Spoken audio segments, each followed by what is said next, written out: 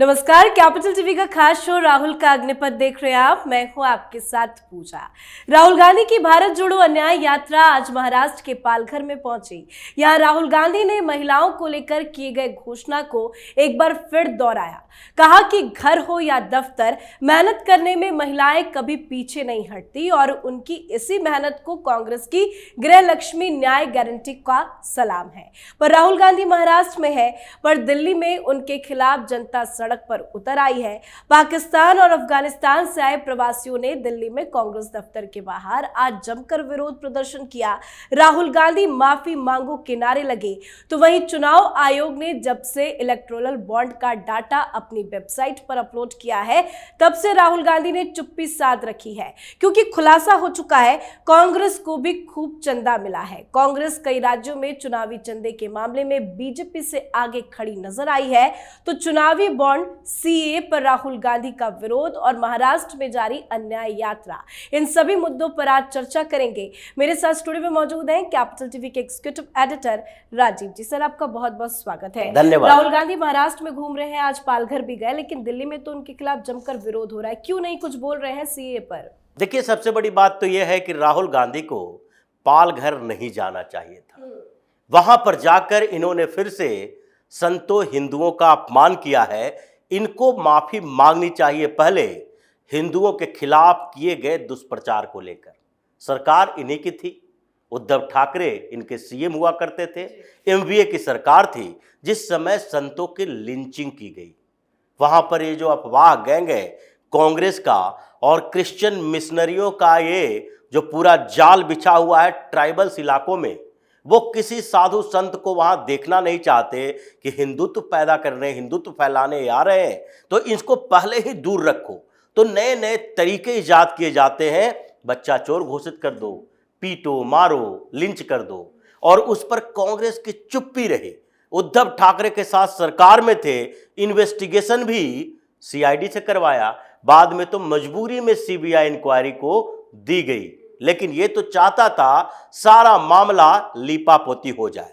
इसलिए सबसे पहले तो उस लिंचिंग की बात करनी चाहिए। अगर वहां जा रहे हो तो बात करते हो महिलाओं की। महिलाएं महालक्ष्मी योजना 1 लाख रुपया साल में दे देंगे। ये कहां से थे? ये राहुल गांधी क्या अबोध बालक थे 2004 में जब ये सांसद बन गए थे? इनकी सरकार थी, इनको महिलाओं का ख्याल नहीं था।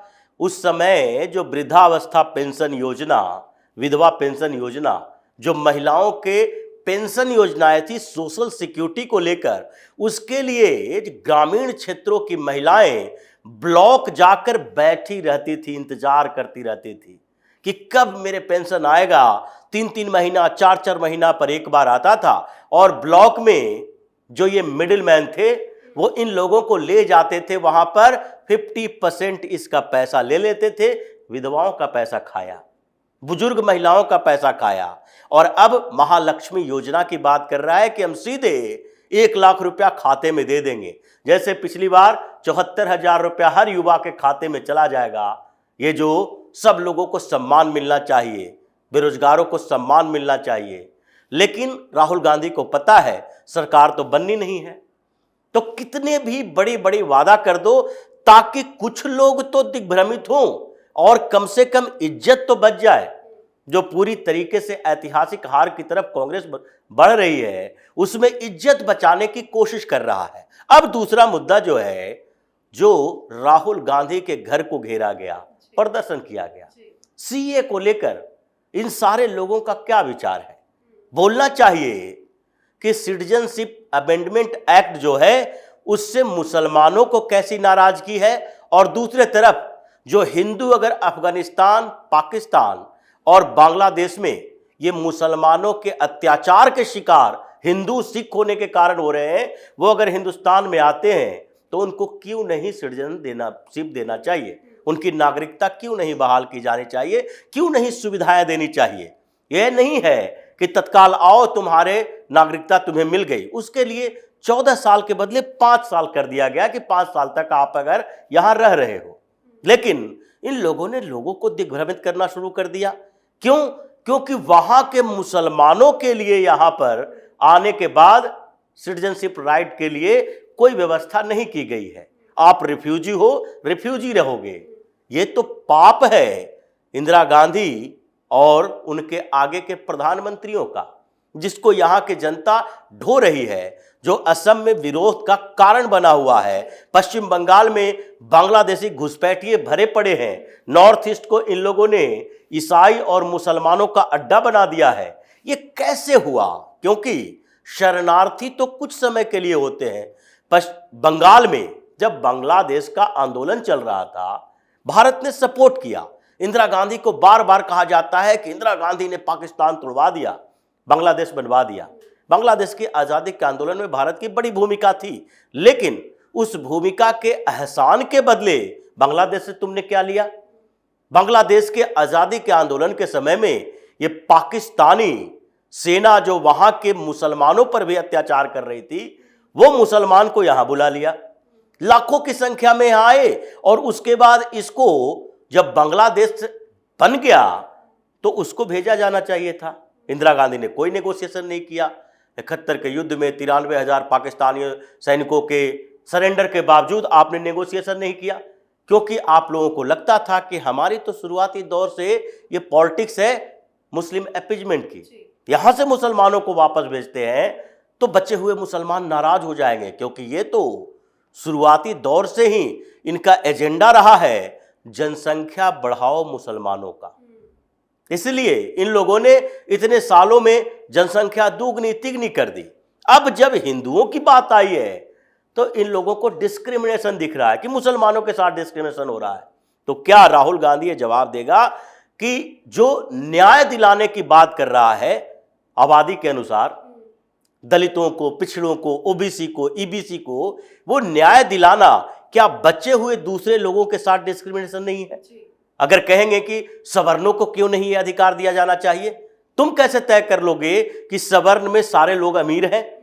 ये तो प्रधानमंत्री नरेंद्र मोदी ने न्याय दिलाया है 10% रिजर्वेशन देके, कोटा देके। नहीं तो सवर्ण गरीबों के लिए तो तुमने नहीं सोचा था। न्याय तो सबके लिए होना चाहिए। ये अफर्मेटिव एक्शन के तहत रिजर्वेशन थ्योरी बनी। अगर उसी तरीके से देखो तो हम 3 देशों के, उन देशों के जहां हमारा एक्सटेंशन रहा है, बौद्ध रहे, जैन रहे, सिख रहे, हिंदू रहे, और इन मुसलमानों ने उनके ऊपर अत्याचार इतना किया कि वो प्रताड़ित होकर कुछ वहां मर खप गए, कुछ किसी तरीके से आकर हिंदुस्तान में शरण लिए। कहा जाएगा तुमने तो हिंदुस्तान को भी सो कॉल्ड सेकुलरिज्म के नाम पर मुस्लिम देश बना दिया, मुस्लिम सेंट्रिक पॉलिटिक्स कर दी। वो तो बेचारे यहां आए किसी तरीके से, ये संघ के संरक्षण के कारण, भाजपा के दबाव के कारण तुम लोगों ने किसी तरह उसे स्वीकार कर लिया, रहने दिया, नहीं तो उसी समय भगा देते। इनको रोहिंग्याओं से दिक्कत नहीं, बांग्लादेशी घुसपैठियों से दिक्कत नहीं, लेकिन हिंदुओं से, सिखों से दिक्कत है। क्योंकि यहाँ के मुसलमानों को लगता है कि हमें दिक्कत होने वाली है पाकिस्तान, बांग्लादेश, अफगानिस्तान के हिंदुओं से। वहाँ के मुसलमान यहाँ बुला लो और फिर से हिंदुस्तान में 40% मुस्लिमों की आबादी बढ़ा दो। ये इनका तरीका है। तो जब आप ऐसे सिटीजनशिप अमेंडमेंट एक्ट का विरोध करोगे जिसमें प्रताड़ित लोगों को कुछ अधिकार दिए जा रहे हैं, किसी से छीने नहीं जा रहे हैं, तो वो लोग तो तुम्हें घेरेंगे ही।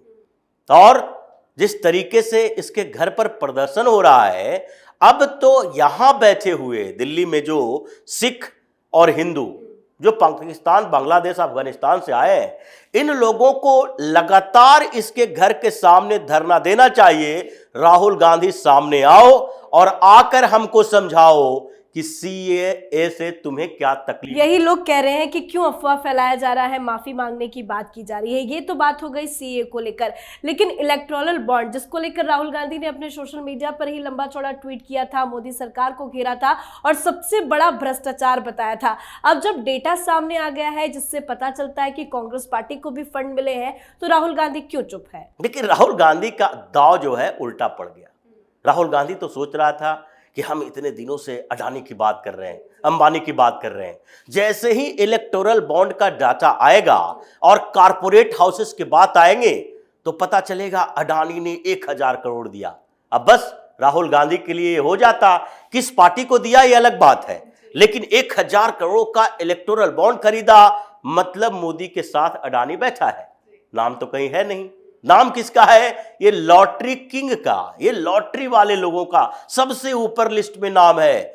1368 करोड़ रुपया इलेक्टोरल बॉन्ड खरीदा। अब ये है कौन भाई? ये सैंटियागो मार्टिन, ये है कौन? ये तो इन्हीं लोगों का चमचा बेलचा है। अब इसके नाम पर तुम हंगामा करो कि इसने भारतीय जनता पार्टी को दिया या तुम लोगों को भी दिया, क्योंकि इसके कनेक्शन तो तुम्हारी पार्टियों से है, तुम्हारे सहयोगियों से है। ये सैंटियागो मार्टिन जो है वो केरल में लॉटरी का बड़ा धंधेबाज है और इसने सीपीएम को पैसा दिए हैं। ये पहले से इसने कांग्रेस को पैसे दिए हैं। इलेक्टोरल बॉन्ड से पहले भर भर के ब्लैक मनी इसने दिए और ऑन रिकॉर्ड सीपीएम को 2 करोड़ रुपया दिया था सिर्फ एक छोटा सा अखबार निकालने के लिए। और पिनराई विजयन भी इसके साथ था, कभी अच्युतानंद इसके साथ थे, कभी कांग्रेस के नेता इसके साथ है। और इन लोगों ने तय किया, देखो ये ऐसा भगवान है केरल के लिए, ऐसा व्यक्ति है जो केरल के रेवेन्यू को बढ़ा रहा है। 500 करोड़ रुपया जो रेवेन्यू था 2011 में, 15 में लॉटरी से रेवेन्यू हो गया 5,954 करोड़ रुपया और उसके बाद 2020 में 9,000 करोड़ रुपया हो गया। मतलब ये 10,000 करोड़ तो सिर्फ सरकार को रेवेन्यू दे रहा है लॉटरी से, जनता का पैसा लूट रहा है। कोई बात नहीं। इसका साथी कौन? स्टालिन, जो आजकल राहुल गांधी का बहुत करीबी बना हुआ है। ये हिंदू विरोधी लोग और ये क्रिश्चियन लोग, ये सारे मिले हुए थे, इन लोगों का चंदा मिल रहा था। अब कैसे बात करेगा राहुल गांधी? तो फंस चुका है कि अब हम किसकी बात करें? ना अडानी है, ना अंबानी है, ना फिर गुजरात का कोई बड़ा बिजनेसमैन है कौन? तो ये लॉटरी वाला, वो स्टील का कारोबारी, वो माइंस का कारोबारी, ये सारे लोग जिसको हमने कोल घोटाले के जो कोल एलोकेशन हुआ था उसमें जिंदल को दिया था नया कोल ब्लॉक, ये भी फंसा हुआ था। जिंदल कौन? ये तो कांग्रेस का नेता नवीन जिंदल, उसका परिवार ही कांग्रेस का नेता रहा है। तो सारे तो तुम्हारे ही लोग हैं। तो तुमने क्या किया कि तुमको लगा कि हमारे पास तो कुछ है ही नहीं। ये डाटा जो सामने है तो पहले से था। 1400 करोड़ रुपया कांग्रेस को मिला है तो मिला है, क्योंकि स्टेट वाइज देखो तो जिन स्टेट में तुम्हारी सरकार रही वहां तो तुम्हें ज्यादा मिला भाजपा से, जिन स्टेट में भारतीय जनता पार्टी की सरकार है वहां कम मिला। ये स्थितियां तो पैदा हुई है, लेकिन इसका टारगेट जो था कि ये जो 20 कारपोरेट हाउसेस हैं जो मोदी सरकार के साथ हैं, उसमें किसी का नाम ही नहीं आया। नाम आएगा यशोदा सुपर स्पेशलिटी हॉस्पिटल का। अब तुम उसका इन्वेस्टिगेशन करो कि वो किसके साथ है। तो ये स्थितियां पैदा हो गई। राहुल गांधी चुप हो गया। शर्म आ रही है इस बात के लिए कि अब नाम किसका लें। अडानी अंबानी तो है नहीं, तो नाम नहीं लोगे तो फिर ये प्रशांत भूषण, कपिल सिब्बल जैसे लोगों को भेज रहा है सुप्रीम कोर्ट। कुछ नया तरीका निकालो, भारतीय जनता पार्टी को घेरने का नया तरीका ना निकलेगा। राहुल गांधी का दांव उल्टा पड़ गया। अब इसकी खिंचाई होगी हर मुद्दे पर। जिस तरीके से इलेक्टोरल बॉन्ड जारी किया गया है, चुनाव की घोषणा होते ये सारे मामले ऐसे पैक हो जाएंगे कि फिर राहुल गांधी छटपटाता दिखेगा कि अब किसका नाम ले। बिल्कुल सर, बहुत बहुत धन्यवाद समझाने के लिए। धन्यवाद। तो कांग्रेस पार्टी पूरी तरह से एक्सपोज्ड हो चुकी है। चुनाव आयोग ने जब से इलेक्टोरल बॉन्ड का डाटा अपनी वेबसाइट पर अपलोड किया है तब से राहुल गांधी ने चुप्पी साध रखी है। करीब 3 दिन पहले ही राहुल गांधी ने इलेक्टोरल बॉन्ड पर मुंह खोला था और नरेंद्र मोदी को इसके लिए जिम्मेदार ठहराया था। सबसे बड़ा भ्रष्टाचार भी करार दे दिया था। पर अब जब सारी डिटेल सामने आ गई है तो राहुल गांधी महिलाओं, किसानों, मजदूरों को न्याय दिलाने में काफी ज्यादा व्यस्त नजर आ रहे हैं। इस पर आप अपनी राय कमेंट कर लिखें। देखते रहिए कैपिटल टीवी। नमस्कार।